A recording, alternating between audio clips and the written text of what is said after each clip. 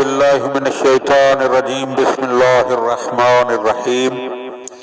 मौला कायनात हज़रत अमीर अल मोमिनीन अली इब्न अबी तालिब अलैहिस्सलातु वस्सलाम के मजमूए कलाम नहजुल बलागा के पहले बाब का खुतबा नंबर 224।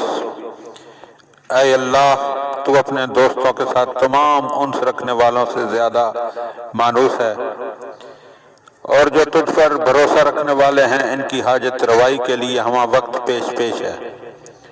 तो इनकी बातनी कैफियतों को देखता और इनके छुपे हुए भेदों को जानता और इनकी बसीरतों की रसाई से बाखबर है। इनके राज तेरे सामने आश्कारा और उनके दिल तेरे आगे फरियादी हैं। अगर तन्हाई से इनका जी घबराता है तो तेरा जिक्र इनका दिल बहलाता है।